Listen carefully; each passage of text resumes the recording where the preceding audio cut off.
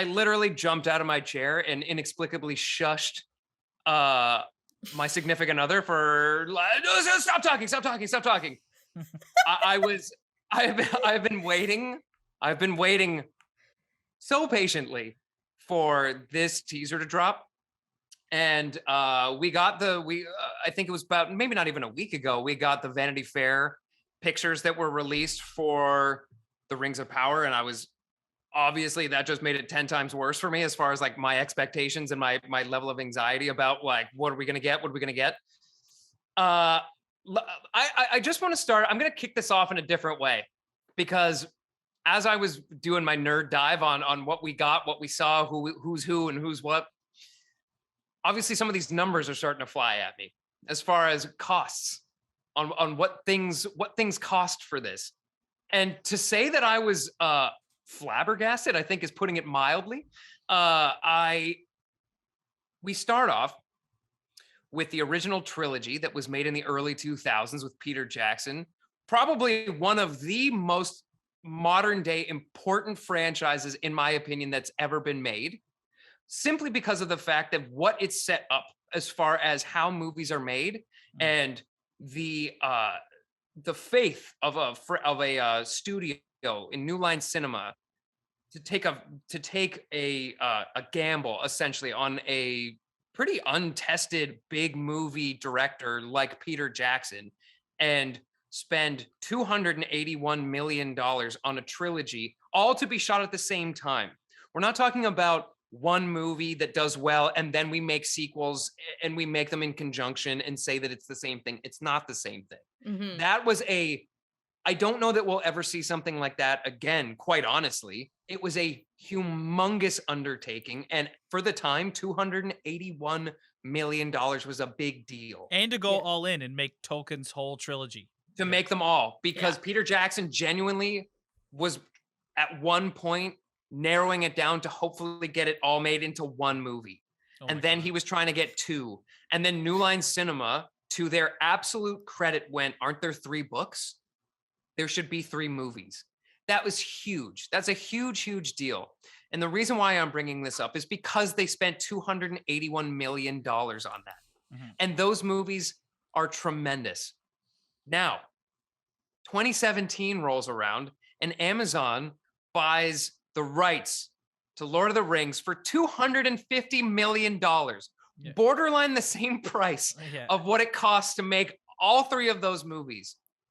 And now we're hearing the totality of probably just for just this incarnation that they're making right now in the Rings of Power. I'm sure that they're going to do more of the first season upfront cost alone of $465 million and a grand total for 5 seasons. Because quite honestly, the heavy lifting is all going to be in the first season because you got to build the sets, you got to Yes. cast, you got to do all this, Yep. all of it, all the production value. But we're talking about a price tag here of $1 billion, Yeah. bringing the sum total of this to 1.2 billion with a B, $1 billion. Hey, Jeffrey bro. Bezos. Bro, He's Bezos got is that worth book money. Bezos. He's got that book money. Jeffrey Bezos Bezos. is worth 179 billion. So this is just pocket change for him. Yeah. this Listen, is- that is still a massive, massive upfront cost. Oh yeah. And I am getting that same vibe, even though it's not the exact same thing. It's quite honestly, it's a very similar take on the fact that New Line Cinema had done this back in the early 2000s, or you could actually say the early 90s, or excuse me, late 90s, when they were actually greenlighting this thing. So to have a company like Amazon, who's also not releasing these as movies, they're releasing it as a show, Which is awesome. It's awesome. and to be able to flesh this thing out, because quite honestly, Which, Brad, J.R.R. speaks to Tolkien- our conversation a few weeks ago. They're spending Yes. $1 billion on something for you to watch in your home. Yeah. yes, and to a grandiose scale that we are now seeing in the teaser. And quite honestly, unless you guys want to try going down this deep, dark road of nerd fantastical character names and this, that, and the next thing, there are other channels that would do a much more justice to that sort of deep dive. But what I'll get into here is that J.R.R. Tolkien was a man that essentially you could say potentially recreated or just created the fantasy genre in Yep. such detail, in Mhm. such historical ways, because he was a lover of history and made these stories to feel like this was an ancient lost history that we have just kind of forgotten, and have it relate to things that we already know. So to have the freedom to go into a franchise in a TV format versus a TV format versus a film format, and be able to really flesh this thing out with characters that we're already aware of, because quite honestly, they could have gone all the way back.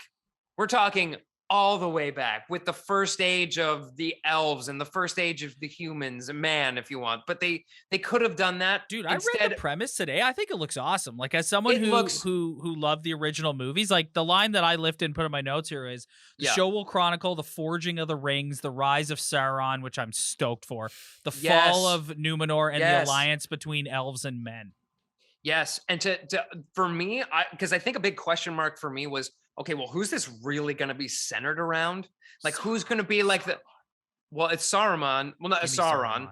There's Sauron. Saruman and Sauron, but there's also Mon and Galadriel. on. I know, but you run into the same problem with Star Wars. Again, Yeah. any of these fantastical things, there's a lot of bleed over as far as like name similarities and things.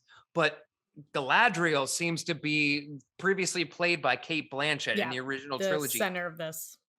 It seems to be, at least based on the teaser and what we're getting as far as like certain synopsis on, IMDb, the different formats and what have you about this. It seems like she is going to be the center of this whole thing, and it makes perfect sense in my mind to have her be that way, because she's someone who's, again, like any of the elves, because you're also going to get Elrond, who again was also previously played by Hugo Weaving, who's, Mhm. there's going to be a lot of bleed over, so you're not going so far back as to completely have like We brand new characters that we we gotta don't play have. off nostalgia here. Like, You got to get a there's little bit of that nostalgia, but they've That's what's also gonna get gone. people jacked up, right? To Yes, watch it. but it's like Yes. all of these things that were referenced in the Lord of the Rings trilogy, especially the director's cut, because people like to bitch and moan about like, well, you missed this from the book. If you missed that, then go back and watch the director's cut. It's quite honestly, it's better anyways. But these are a lot of things that were referenced not only in the trilogy but obviously in the book. And J.R.R. Tolkien had a massive amount of other books and writings about the expansion of these worlds and how far back it goes and who connects with who. And like I said, I'm not going to go into the deep dive of this. I think we could probably save that for when the trailer comes out. But as of right now, the thing I was also concerned about was, please don't go too far off base what Peter Jackson did with the original trilogy. And it looks like they're not. No, Mhm. And I yeah. would Agreed. love to know how you guys felt, because for me, right off the hop, I was like, oh, thank God. Oh, thank God. Look at this. Look at this. It just looks like an expansion of what they did with that trilogy. And it's not like, Amazon getting their ego on or whatever and being like, we got to do our own thing. It looked very much to me like an expansion of what we already got with Peter Jackson. And they're not trying to squash that. No, Yeah, I think it it looks awesome. I think it looks pretty awesome. undeniably, I was gonna say a continuation of, but I guess it being a prequel, Prequel, yeah. it precedes it. I guess that's also like what I find so interesting about this is, we talk about the dollars, and of course, when you're talking about Amazon and Jeffrey Bezos, this is chump change, but it's interesting the investment being made in a prequel to me, because that's a formula yet that I'm not sure we've actually seen totally work. Like, Brad, you're the biggest fantasy guy on this pod for sure.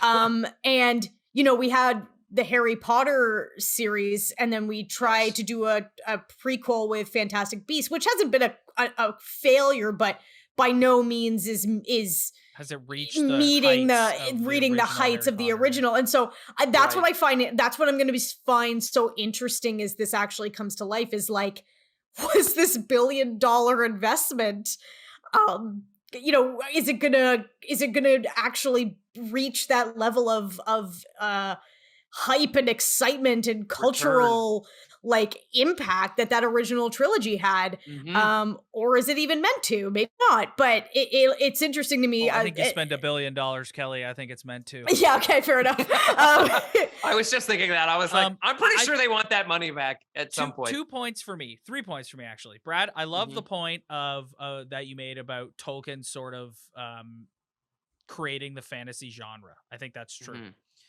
Mhm. Second one, I think the pomp and circumstance surrounding the show will be enough to intrigue people to check it out. Like the $1 billion price tag alone, people will be like, all right, I got to watch this. Yes. Third, I think one thing that's going to help people check out this show is Game of Thrones. Game of Thrones is Yeah. something that was obviously Also doing a influenced prequel. by Lord of the Rings. And I think Mhm. there was a lot of people who maybe ahead of Game of Thrones wouldn't necessarily call themselves like fans of the fantasy genre, Mhm. Yeah. but got really brought in and compelled by that show. So I think people who maybe didn't want to go see the original trilogy, because there are people out there who are like, I'm not sitting and watching this for 3 hours.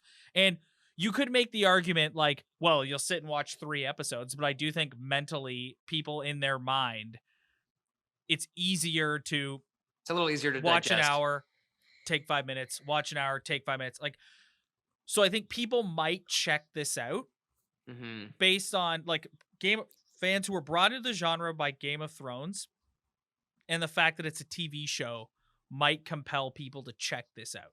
That's a great point. And as much Mhm. as, there would be no Game of Thrones without Lord of the Rings, For sure. the Mhm. the Game of Thrones franchise is much more recent. It's much It's more fresher. new. Yeah, it's fresher in It's people's fresher. minds. It's It fresher in people's was minds. This is I do find that this is fascinating, especially to people that know how far back J.R.R. Tolkien took it, as far as, if Lord, because actually in all honesty, he had books that he was working on that were never published, that were supposed to be the continuation of like what happened after the Lord of the Rings. And quite honestly, I've been waiting to see if, the powers that be that own that, IP would ever be open to, an adaptation of, where he was going with it and what would they do with it in the future, and just completely working off what he had written, but continue on with that thought process and what have you. But to already have this source material that refers to these massive battles that happened, the real kind of setting of the stage for Sauron, and these battles that went on, and these. So, for instance, there's even like there's a quick glimpse of it even in the teaser, where I believe, and again, these are sometimes assumptions because we think these characters are who they are. It was a pretty snappy teaser, but we think we see Galadriel on a boat, and you see whoever's on that little ship or whatever as she gets pulled out of the water. He pulls the hair back to reveal the ear, essentially trying to find out if she's man or if she's elf. So there's also going to be like a little bit of like an undertone of, you know, basically like a racial thing, essentially alluding to like our groups don't mix. Mhm. We're at Mhm. war with you. You're at war with them. This is not something that works, because when we get to Lord of the Rings, the trilogy that we all know, the books that we all know and love, it's more kind of like we're past that and now we're kind of forced to work together. So there's almost like a bit of a love in, but in the more ancient times, it was like constant warring. And it's really kind of that old, you know, your enemy is my enemy and we can now fight together. But before Sauron appears, there's a lot of battles and contention between these different races. So to see that they're actually going to be diving into that, and we actually got like a little taste of that just from the teaser, was fascinating to me. Well, I think So that's how you even spread it out over 5 seasons, right? Is like you start at like yes, the root Yeah. of it, and that's how you build it. Um, yes, One last point I want to make about this show, and it's less about the show itself and more about like Amazon, is I think if this does well, the floodgates are going to open. Like I just told you guys oh that Bezos is worth 179 billion. Yeah. 179 billion. Um, Imagine. if this does well and they feel as though it was a wise investment, I think you're Mhm. gonna start seeing this with Amazon. Like if I'm Netflix, I'm shaking in my boots right now a little bit, because if this does well, you're gonna see Amazon upping the ante with the production value in their stuff, which means Netflix is gonna have to keep up. So I think this is gonna be Yeah. really interesting to watch and see how this show performs Yeah, and well, just actually, how and good it looks. yeah, Mhm. well, I mean, even in terms of like, we were talking about Game of Thrones, and when the show ended, there was a little bit of a void in that fantastical realm of TV or film or whatever, and Netflix really tried to pick up that helm with The Witcher. And The Witcher, I like. I would not go as far as to say I love at this point. Henry. There's aspects of it. Henry Cavill. Oh, I Yeah, love it's Henry. certainly like it hasn't reached any sort of mass audience in No, the not at same least. way. Yeah, at least not yet. But because again, I don't think it's worth writing off. I just don't think it's quite there yet. It might not, but it also might.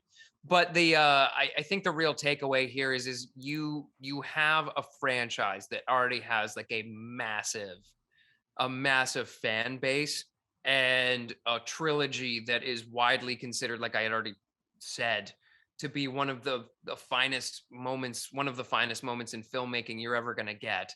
And to know that there's going to be more of an expansion, because I also think a lot of people were genuinely worried when Amazon bought this thing that they were just going to pump out some more movies, and it was like, no, Mhm. don't you dare touch this. And to know that they respect the source material this much, although they do have, Amazon is going to be introducing some characters within this franchise, this new take, um, to kind of expand on this world more, to flesh it out. And a lot of them, even Peter Jackson had done that when he did the Hobbit franchise. It was more like he introduced characters to try to flesh out, like Evangeline Lilly in the Hobbit was not J.R.R. Tolkien source material. It was more to help kind of navigate some of the storylines and to try to help tell that story.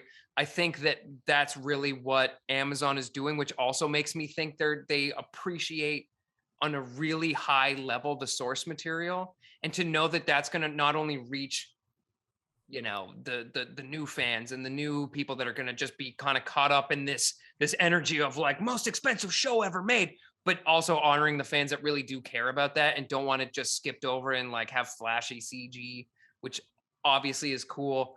And to still get that practical filmmaking like it looks like we're getting with some of those kind of epic shots of like the New Zealand landscape of mountains, and like you saw a shot of Galadriel riding on horseback and like a real kind of lead into a battle and all this. You're getting that true blue filmmaking again. It's huge. It's Well, huge. I think the show is gonna do gangbusters.